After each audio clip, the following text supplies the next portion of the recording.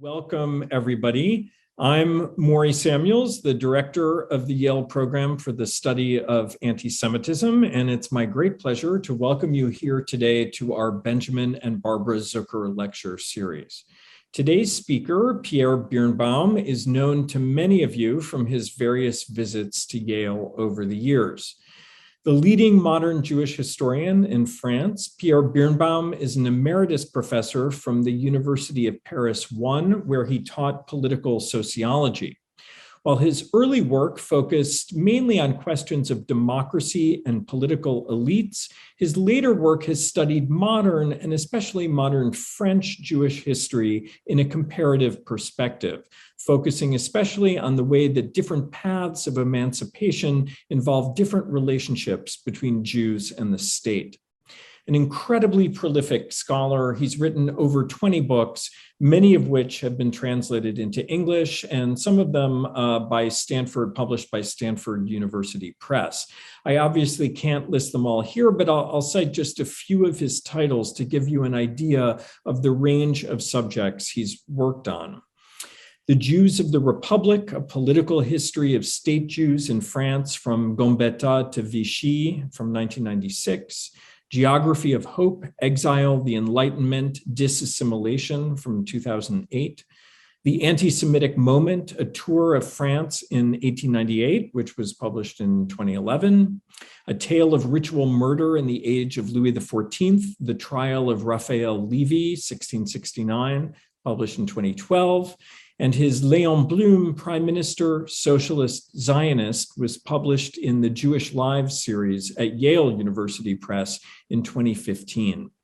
His talk today is drawn from his new book, which I have right here, Les larmes de l'histoire, de Kishinev à Pittsburgh. So translated would be The Tears of History from Kishinev to Pittsburgh, and it was published by Gallimard this year. So let me just say a word about how things will work, and then we'll get going. We can't see or hear the audience, but we do want to hear from you in the Q&A function. So please submit questions at any time during the talk in the Q&A section at the bottom of your screen, and I will ask them to Professor Birnbaum after his talk. Please don't raise your hand or say anything because we can't hear or see you. So I think that's about it. And I will now turn it over to Pierre. Please join me in welcoming Pierre Birnbaum. It's a pleasure to be able to speak to you and to the audience at Yale. And I would like to thank you from the bottom of my heart. So let's jump to the core of the argument. Let's look to begin with at the American exceptionalism. Since the beginning of the American history, no one could witness any crusades, pogroms, violent mob mobilization against Jews.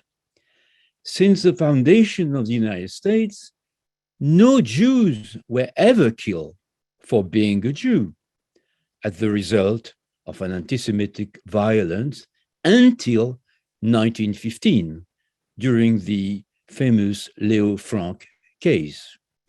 More than 4,000 lynchings of African Americans occurred, mostly at the end of the 19th century. Native Americans were almost exterminated. Sometimes Italian or Irish were also killed as a result of the Protestant Catholic violence. But Jews never faced a strongly organized anti-Semitic mobilization until the 1930s. Until recently, since the Constitution of 1787 and its Article 6, Section 3, abolishing any religious test for joining the administration, there was a kind of separation of church and state, allowing Jews to enter within the administration and allowing them to become full citizens. In reality, they remain far from the state, dominated by the WASP, the Protestant elite, They were safe in their environment, but they joined mostly the professions, enjoying a quiet life in their local communities, in their suburbs. They had no national power. And to use David Bial's image, they remained at the periphery of the nation, safe, far from the center.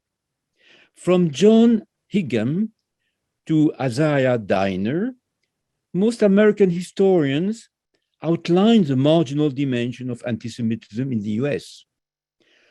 One could not find a crucial central political event linked to any anti-Semitic mobilization, at least until the turn of the 20th century. Everyone remembers Washington's famous speech to the Toro Synagogue. Jews should live in peace, in security, and threatened by no one, under their vine tree, using the Bible metaphor that belongs to Mishe 4. During those years, there was a kind of cultural symbiosis between Jews and the American who escaped from the English pharaoh and went through the Red Sea, i.e. the Atlantic Ocean.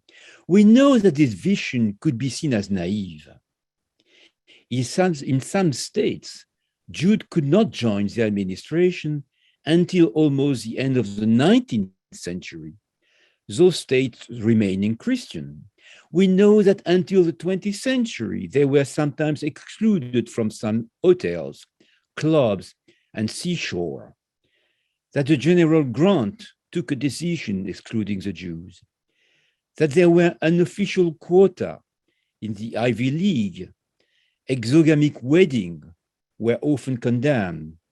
A kind of social anti-Semitism was strongly felt by Jews. You can find example in the American literature. Look, for instance, at Henry James' books, at O'Hara's splendid book, The Meeting in Samara, in the context of 1930, where, at the very beginning of his novel, a Christian woman said loudly, "If a Jewish family is going to settle in our streets, our children are going to speak with a Jewish accent." A book in which one finds a lot of anti-Semitic remarks given by the inhabitants of the city. Look at the recent book by Joshua Cohen, The Netanyahu, in the context of the 60s this time. How strong are the prejudices against the only Jewish professor appointed in an uptown university. Suddenly, he discovered that he is seen mainly as being a Jew. Anti-Semitism in the US was mostly social, not political, raising no political violence within the public sphere. The main idea of this presentation is the following one. The state, being in my vocabulary weak, decentralized, as Tocqueville once outlined, Jews remain far from the center, far from the state, and were almost never the target of any political anti-Semitism, like in France, where, on the contrary, being linked to a strong state, they were seen as being in charge of the state, betraying the Catholic nation. And from the Dreyfus affair to Vichy and so on, they were facing a strong political anti-Semitism. Nothing like that occurs in the US. Therefore, the Lacrimose vision of history seems to be foreign to the American history. The US is a perfect example against this vision, implying that Jews always suffer, were killed, chased, and tortured. In his famous article published in Menorah in 1928, Salo Baron, soon to be appointed as the first Jewish professor at Columbia University, saw that Jews did not suffer during the Middle Ages, that it was a period of relative freedom compared to the painful life of most peasants. Jews could live a relative protected collective and cultural life in their ghetto. Up to him, contrary to Heinrich Gretz and most Jewish historians, the emancipation period, celebrating the French Revolution, reason, and universalist values, could be seen as a period of suffering, different from the Middle Ages. Later on, being the only historian speaking at the Eichmann trial, Baron thought that modernity, not the Middle Ages, brought despair and death, a time period when the state itself was launching pogroms and persecution, whether instead during the Middle Ages, no king ever initiated deliberately a Jewish persecution. The Royal Alliance, studied later by Yosef Yerushalmi, protecting the Jews. Even if this interpretation was denied by Fritz Baer and other historians, if the king were often also active during those anti-Semitic persecution, if the Crusades were a crucial murdering period of Jewish history, it is nevertheless true that modernity brought this persecution at a new level, culminating with the Russian pogroms and, above all, with the Shoah. Therefore, a Lacrimose theory of history seems to be an appropriated vision of modernity. If the Shoah gave a new legitimacy to the Lacrimose vision of history, Baron, now a full and celebrated professor at Columbia, saw the United States as the new Middle Ages, a period during which Jews in their community were having a peaceful life in a kind of liberal empire, an empire different from the despotic Russian regime, but nevertheless in which a deep collective Jewish life could flourish. The US, not old Europe, should, up to him, become the new center of a lively Jewish life, fearing no persecution. He created a new school of Jewish studies, focused on American Jewish life, now at the core of Jewish history. And he succeeded, contrary to Yosef Yerushalmi, who was still European-oriented, denying any values to the Jewish American history. Baron, born in Krakow and having studied at Vienna, became the new hero of the United States pluralism and decentralized society, praising its exceptionalism without considering seriously various signs of anti-Semitism, even if he published some article on this dimension. More or less, the contrast between the US and the old Europe seems therefore to be meaningful. But Baron did not pay attention to some crucial events happening in the US. And I think he never mentioned the Leo Frank case. The Leo Frank case is the first sign that something has changed. A kind of turning point was happening when the first Jew was killed as a Jew in 1915, hanged and his body severely beaten by some crowds of neighbors, of local notables. It was suddenly like if pogroms were crossing the Atlantic. Only several years after the Kishinev pogrom of 1903, a massacre still extremely present in the remembrance of American Jews who recently immigrated to the US. Kishinev in America, it looked like an oxymoron. The murder of Leo Frank could not be compared to the pogrom of Kishinev or of Kiev. But nevertheless, this unprecedented killing in America was such a shock that it was seen as some kind of Kishinev violence occurring in the US. And Kishinev will never disappear from the Jewish American consciousness. It's still the reference, the way the Lacrimose theory is felt in the US, transmitted door les door from the generation to generation of immigrant to another, from the turn of the 20th century up to nowadays. This is the core of my argument.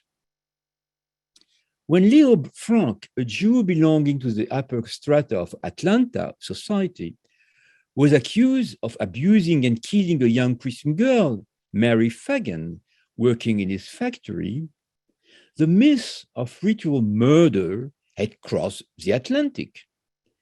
Christian anti-Semitism and anti-Judaism was for the first time emerging in the US. In this city so open to the Jews since centuries, we all know the painful story leading to Frank hanging.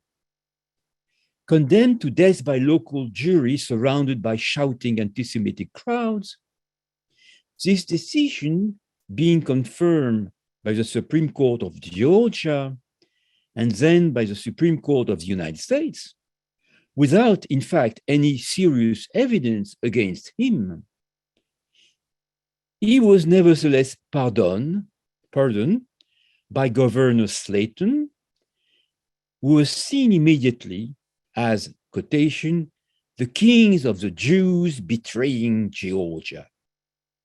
Slayton being now himself surrounded by hostile crowds trying to kill him. A local Edouard Drummond, the French anti-Semitic leader, the journalist Watson, published violent articles against the Jews, telling his readers that Jews are threatening the white Christian society with their financial power. His literature was exactly the same that once you could find in France during the Dreyfus affair or during the Léon Blum period. His violence is amazing in this newspaper of Atlanta. I could give you references, example, but let's save some time. During this short period of violent anti-Semitism, a parallel can be seen between Frank and Dreyfus, whose prosecution occurred during the same period. For the first time, French national anti-Semitism and American local anti-Semitism were quite close. Both Dreyfus and France are innocent. There were some strange similarity during the prosecution, like a similar dictation test. Governor Slayton can be compared to Capitaine Picard, Joseph Renac to the lawyer Louis Marchal, Lucille to Lucie, and so on. But strong differences emerge. The strong French state was able to protect Dreyfus from the crowds. And finally, in 1906, Dreyfus was recognized as being innocent by the Cour de Cassation, the highest judicial court whether the local weak state of Georgia was unable to protect Frank. An armed gang of 150 local notables invade his jail, took him, and hanged him. And at the end of the story, he was never recognized as being innocent. He was pardoned, but not, even sometimes nowadays, seen as innocent. In 1983, a man confessed that Conley, a Black American working in the factory, told him that he killed Mary Fagan. Immediately, the KKA, Ku Klux Klan, mobilized its member, but at the end, a national commission pardoned Frank. Nowadays, the discussion still goes, exchange of argument, no one really knows. But what matters is the memory of the Frank case within Jewish remembrance. Even today, it's seen as the local equivalent of Russian pogroms and felt like the Frank case was also remembered, for instance, during the Pittsburgh synagogue shooting. I could give you an example where the reference to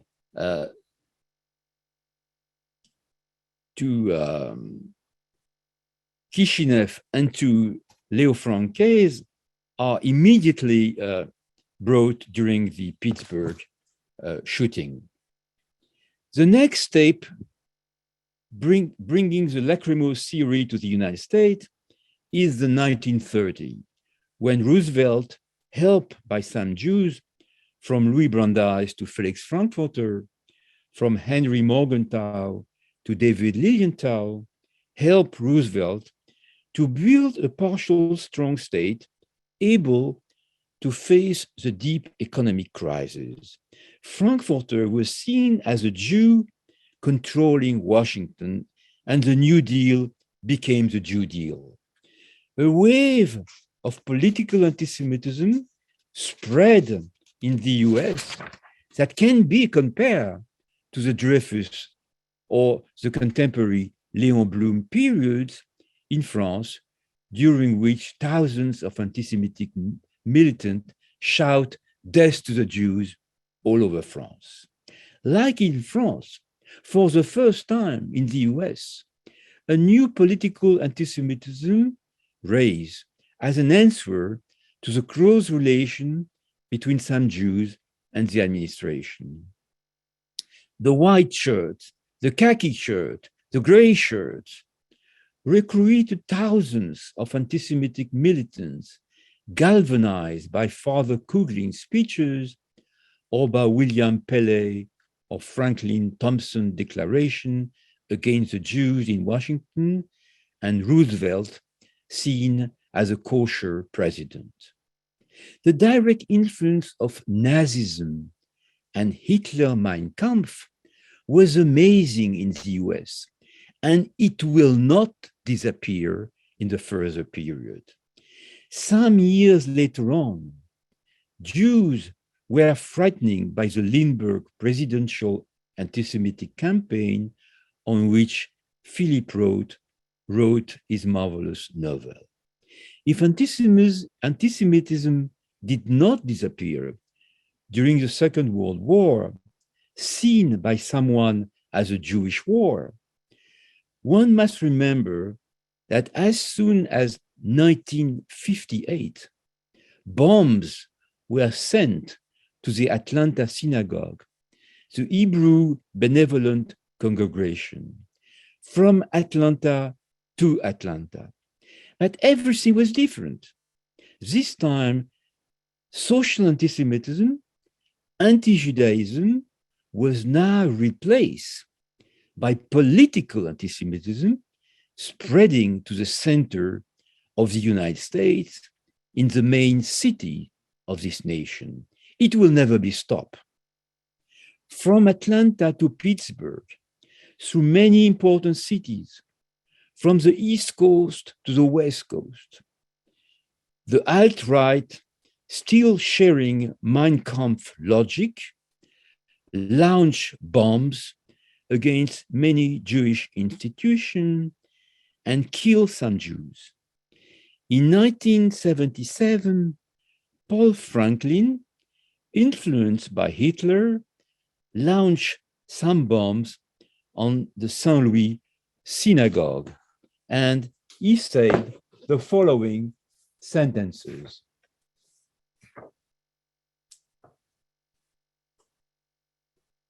The only thing I regret, the only thing that Hitler didn't do, the only thing which is a pity, is that Hitler did not really murder 6 million Jews. He should have killed all of them. In 1978, William Peirce published his famous Turner Diaries, a book which is more or less forbidden even in the United States. An uchrony influencing a large number of members of the alt-right, still shown openly during the Capitol coup in Washington. I could give you references, but forget it. Time is running quickly. In January 1981, Alan Berg is killed by members of the Aryan Nation in Denver. In April 1986, Neil Rosenberg is killed at the Kollel Torah Institution study at Pittsburgh already. Obviously, some violent anti-Semitic action were linked to the Nation of Islam or to the Middle East events, but most of them are done by members of the extremist alt-right, still influenced by Hitler thought. Between 1994 and 1999, 30 Jewish institutions were attacked by members of the alt-right, from St. Louis to Los Angeles or Pittsburgh or Chicago. In 2000, members of the Volksfront shot Richard Baumhammers at Pittsburgh again. In 2005, a member of the Aryan Nation sent a bomb to the Oklahoma synagogue, and so on and so on. In January 2009, the election of Obama gave a new strength to the white extremists. Like Roosevelt, Obama was seen by them as the slave of the Jews. An anti-Semitic propaganda flowed all over the country. More than 7,000 anti-Semitic incidents occur during the Obama presidency. In April 2014, Glenn Miller Jr., shouting "Hail Hitler," attacked the Overland Park Jewish community located in Kansas. He was a member of the National Socialist Party of America, and let's look at his declaration. Up to him, Obama is a new Rothschild. The cabal is ruling America, killing America. The Talmudists are running Wall Street, and so on and so forth. Almost after Trump's victory on November 21, 2016, neo-Nazi, almost the same day,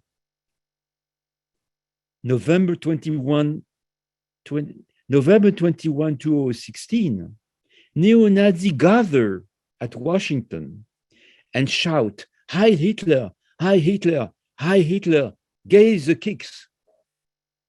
Amazing. Then,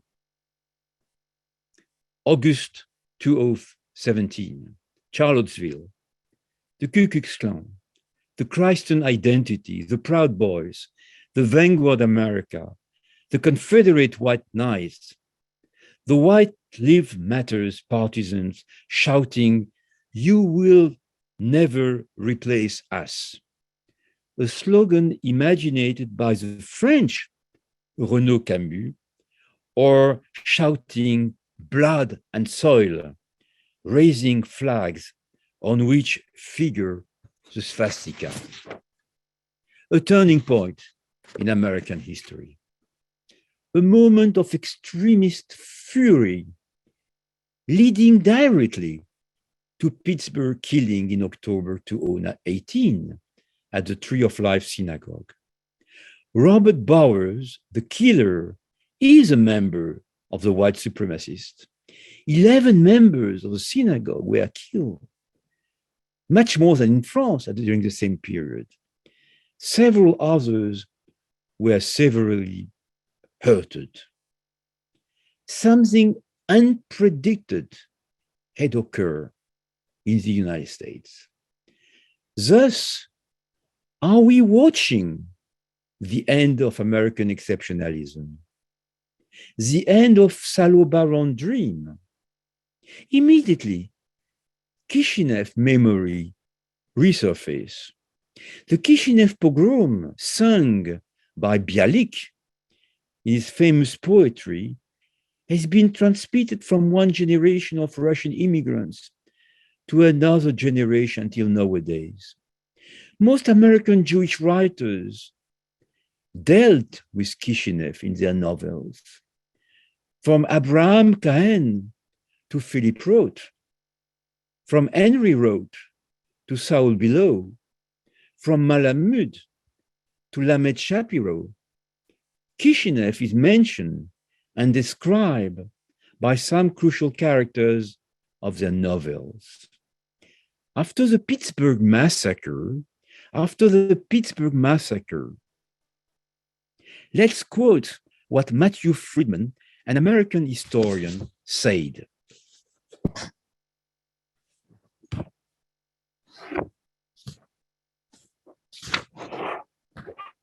We said Kaddish for the dead people of Babi Yar, of Kishinev, of Wartburg, Mainz, and York, and for so many awful things which happened since 2000 years. But nowadays it's different. Kishinev, it was in 1903. Babi Yar, it was in 1941.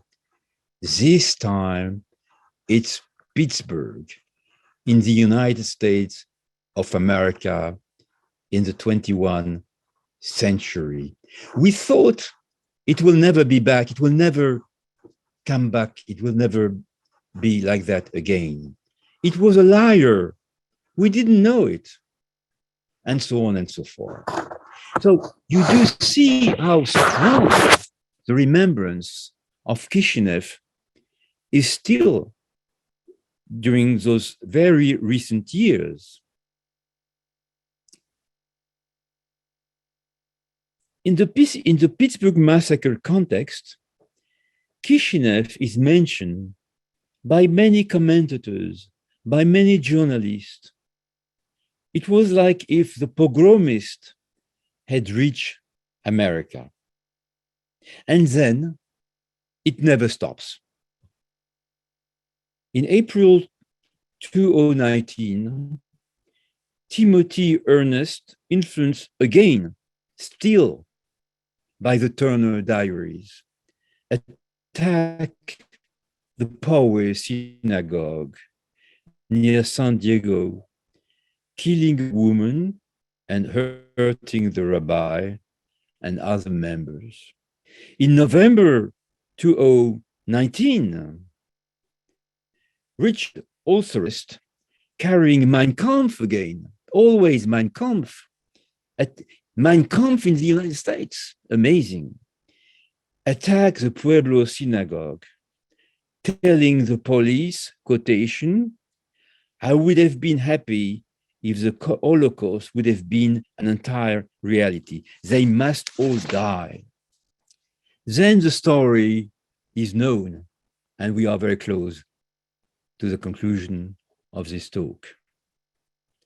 After Biden's victory on January 6, 2021, at the Capitol coup, initiated again by the same anti-Semitic members of the alt-right, the white Nazi supremacists, the Proud Boys, the Oath Keepers, showing openly the Turner Diaries again, and wearing T-shirts on which it was written, 6 million was not enough. Then, is it the end of American exceptionalism? When Jews are becoming a central target within the political system, when, like in France, or during the Weimar Republic, they have access to the state administration, as a result, a violent political anti-Semitism can be seen. When one notices that for the first time in American history, many Jews were appointed by Joe Biden in his cabinet as Secretary of Treasury, at the State Department, at the Department of Justice, at the Security, or even at the CIA. One can guess, unfortunately, that a new wave of a political anti-Semitism will give some kind of legitimacy to the Lacrimose theory within the United States. Thank you. Thank you, Pierre, for that really interesting talk. So we have about 20 minutes for questions, and I ask people to submit questions in the Q&A. I'll get us started, and then we'll be happy to ask the audience's questions. So first of all, it's just so interesting for us to have a French person view what's, American history and especially the history of American anti-Semitism. It's a fascinating perspective, especially for me as someone who, an American who works on France. But I'm interested, first of all, just in a somewhat personal question, but what motivated you to write this book now? Why did you decide to write about American anti-Semitism in this moment today? I have no real answer. In a way, this book is following the previous one, the one which was called Les Deux Maisons, comparing between France and the United States, but mainly on the legal system, on the Supreme Court and the Cour de Cassation in France. And as you know, historians are always influenced by the kind of issues they are facing themselves in their period of time living. So obviously what was occurring in the United States brought me to this issue, in which, in fact, I was working since many years. In fact, since many years, I've been working on Salo Baron and Lacrimose theory. This book, the contract for this book was signed maybe 10 years ago, 12 years ago. So before Gallimard was kind enough to wait, because I couldn't find any meaningful material to discuss Salo Baron logic of history. And I've been looking at different issues, colonial history, many different issues. And suddenly the United States case was fitting quite nicely. It gave me a kind of opportunity to complete this book and to face this extremely strange, very meaningful, very interesting controversy launched by Salo Baron in 1928, which was like a turn, like something so important, such a shock within all Jewish historians, something completely that couldn't be understood. So I really wanted to go back to this controversy for many years.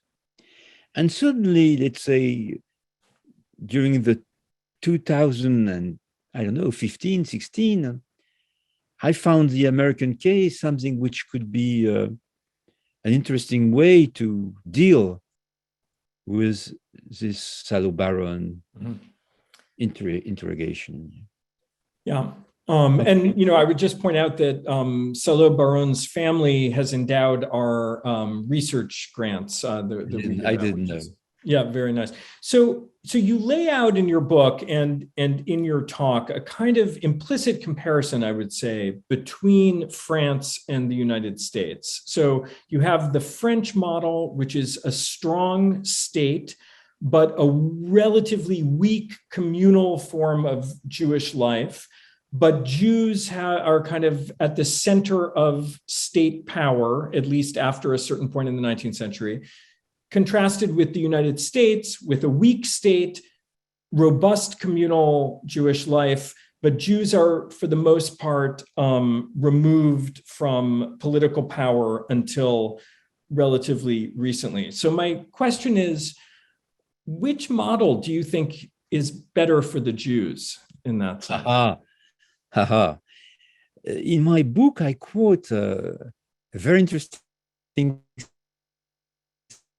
sentence by Zweig. I don't know if you noticed this at the end of the book, in which he said, Jews should never be the first in the political system. Jews should never appear as a central figure. Jews should remain at the local level. It's a crucial question.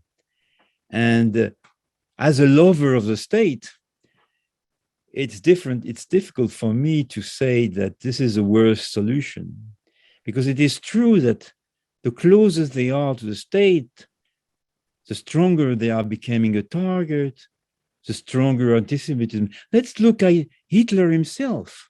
You cannot understand Hitler without Jews entering within the state during the Weimar Republic. The crucial question for Hitler was to destroy the Prussian state, this Prussian state which had become a Jewish state.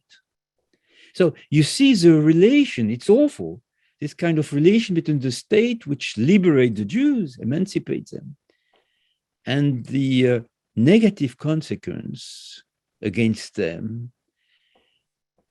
On the other side, when Jews are remaining peacefully at the periphery, nothing like that occurs. They remain at the periphery. They are in a way outside history. Mm-hmm. They are living in their suburbs, a nice, quiet, collective life. But maybe something nevertheless is missing in their action, in their presence within their own society. The farthest they remain outside the center of society, by many aspects, they are like if they didn't really belong to this society. Mm-hmm. I don't know. It's difficult. Yeah, I mean, and it's my main question. Yeah, and it's very interesting because at the end of your talk and at the end of the book, you show that, really since Roosevelt, but especially under Biden now, they're really, we have the kind of equivalent of what you call the state Jews in France. We have many Jews at really the center of the administration. Right. And so according to your theory, I mean, that might be not so I great. hope my theory is wrong. Right. Okay, so here's a question from the audience, and it's something that you talk a lot about in your book, but didn't come up in the talk. And I was wondering if you could say a little bit more about the role of anti-Black prejudice in the United States and its relationship to anti-Semitism. This is something that comes up a lot in your book, and how the whole, problem of, from slavery on here affects the way that Jews are seen, or the relationship between anti-Black prejudice and anti-Semitism. Well, it's quite obvious that Black Americans are really the target of prejudices in the United States, not the Jews. And Black Americans were killed, so many of them, and still are killed, so many of them, not the Jews. But there is another question: is there kind of Black American anti-Semitism killing the Jews? And as I say, sometimes it is too much outline. There is a literature in the Black Americans, the Black Panthers, and so on, which was quite anti-Semitic. There is a Black American literature which has some anti-Semitic dimension. I once met Malcolm X in Paris, and he was in a private, unknown meeting, far from any control. And he was really having some very strange sentences on this dimension. But in fact, if you quantify, if you look at the numbers, there were very few Jews. There were some who were killed by Black American, very few, in fact. Most of them, and I discuss this in the book, most of them, the large majority, were killed by white extremists, white radical Nazi, white Protestant Christian members, members of Ku Klux Klan, and so on.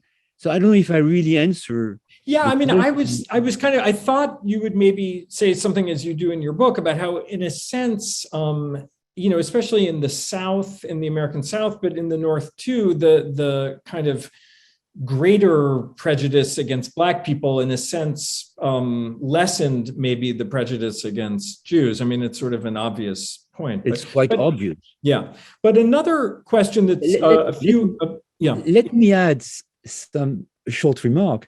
Yeah. What is really remarkable is what occurred during the Leo Frank case. Because Conley was there. He was a Black American. There were other Black Americans. And really, it did look as the one who did the murder. He was there. He discovered Mary Fagan. He brought her body. He really could have been the murderer. There were a lot of arguments. He wrote, and he said that he wrote these very strange sentences, which was found on the side of Mary Fagan's dead body. He wrote it. He said it. So there was a lot of evidence that he might have been the killer. But the jury, and it was a time in which Black American lynching occurred a lot.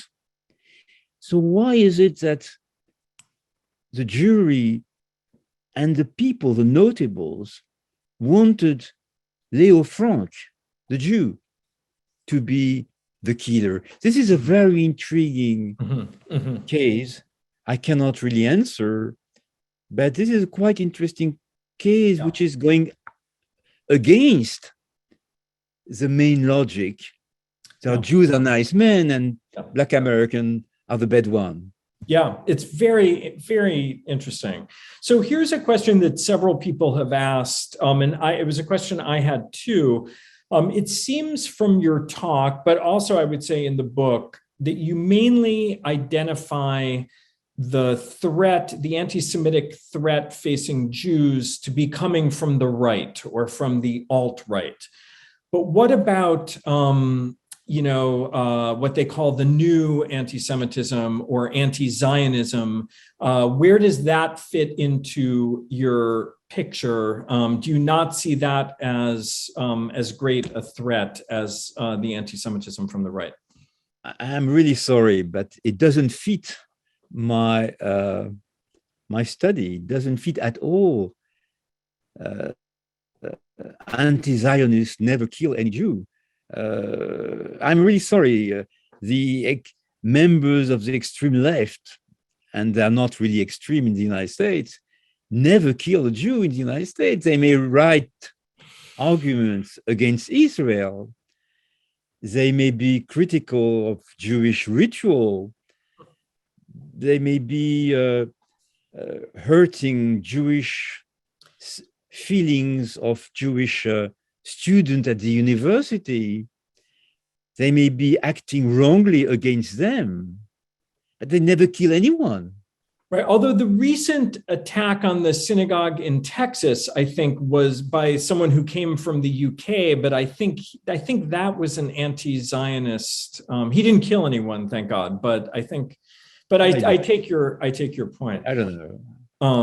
I take your point. So, what about different kinds of Jewish opposition to anti-Semitism? And you show in your book that it was really Kishinev that really created the first, the American Jewish committee. So could you talk a little bit about the role of Jewish opposition to anti-Semitism and whether you think, I would say in the past, but also in our current moment, and whether you think that, now that Jews do have more power than they did at the beginning of the 20th century, do you think they should be doing something else, something different? I confess that I have no idea. I really don't know how they will be able to face what's coming. I'm afraid that something worse could come very easily if Biden would be losing the power, or if anything would happen.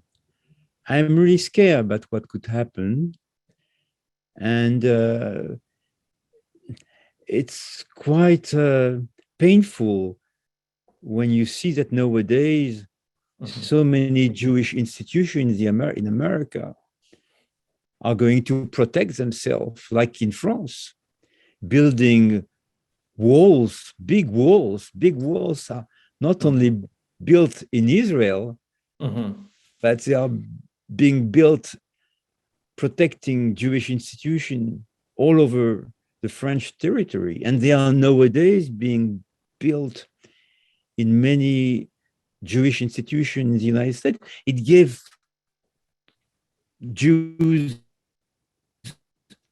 a kind of being potentially threatened by some degree of violence they never faced before. And I really don't know what could be done to protect them in this society in which the state administration is not really a strong, organized, centralized state. I'm worried. Okay, yeah. So if you could talk a little bit more about this concept, which was key, I think, to your talk about American exceptionalism. And is American exceptionalism, does that concept only really refer to the lack of anti-Semitism in the United States? Or do you think there are other forms of American exceptionalism in regard to Jews? Are there other aspects of American Jewish history that are exceptional? Or is the whole concept of American exceptionalism false and we should just do away with it? it might become false, but during the 18th century, mainly the 19th century, it was not false at all. Jews had a peaceful life in a decentralized society in which a state was not threatening them, in which no one was threatening them, in fact. So I think that at the core of the American history is the notion of pluralism, which will become later on multiculturalism.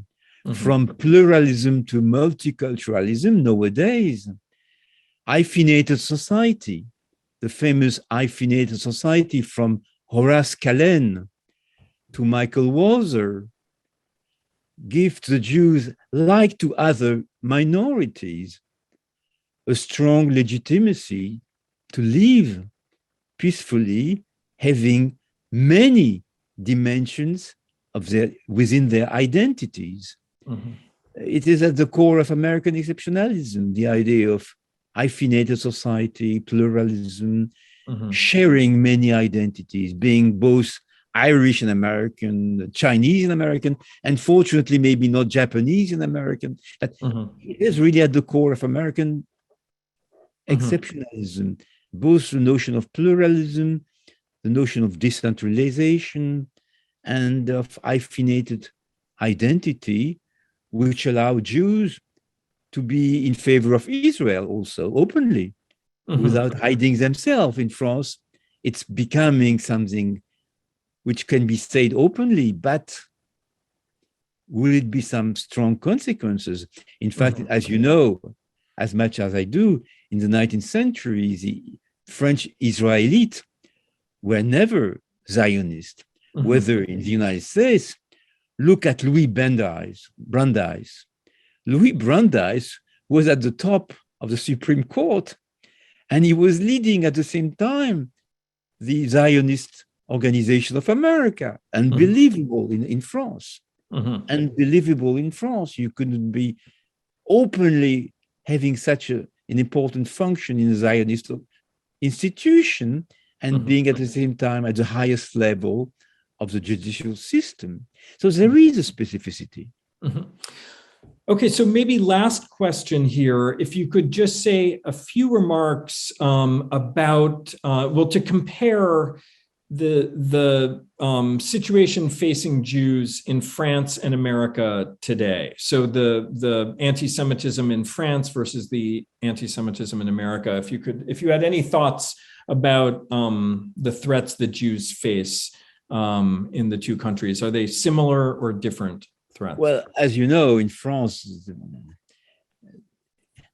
they are facing both the extreme right anti-Semitism, which is extremely strong. And unfortunately, there is a strong anti-Semitism in some parts of the Muslim citizens in France. So some of them are sharing. France is closer to the Middle East. France has a lot of immigrants coming from the Middle East, from Algeria, a society which is still more or less in war with Israel. So there is this kind of Middle East aspect, not Iraq and not Iran, but Middle East, which is much more present at the core of the French society. There is also a new aspect which is linked to this Middle East question, is the fact that Jews in France are more and more Israelization themselves. They've got a lot of families in Israel. When someone is interviewed in Israel, when there is something happening in Israel, a French journalist will go there and ask someone, what's happening? And the guy is going to answer in French. You will find thousands of French Jews speaking French in Israel. So the French journalist will ask them in French, what's happening? And the guy will answer in French. So there is a kind of confusion between Israel and the French Jews.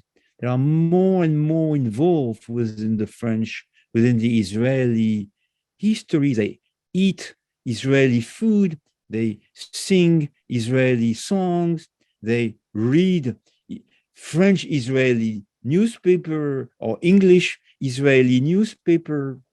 They follow day by day what's happening there. They dance with the music coming from Israel, which is not the case in the United States. As you know, American Jews are, to the contrary, going far more and more far from the Israeli situation. Most of them never went to Israel. In France, most Jews went several times in Israel. There are strong differences between the two countries. Yeah. Okay, well, that I think brings us to the end. I feel like we could keep talking all night, but that brings us to the end of our session today. But let's hope. Last question is, what about the English translation of this book? Will it be translated into English? More, it's up to you, to someone in the audience. That will be really nice. And I would be very sorry if it's not translated. Yeah, so would I. It's such a fascinating book. You're kind of updating Tocqueville and making it as you say, Tocqueville was not interested in Jews, and you're kind of adding that dimension. So I'm the new Tocqueville, and you should take care of that. And okay, I'll translate it on my spare time. Okay, well, so thank you, Pierre, so much. And I'm sorry you can't hear everyone, but I will clap for everybody in the audience. And thank you all for coming. I urge everybody to please sign up for the YPSA mailing list so you can find out about our other talks. We have a bunch of other interesting talks planned for this semester, and I look forward to seeing you all at them soon. And thank you again to Pierre.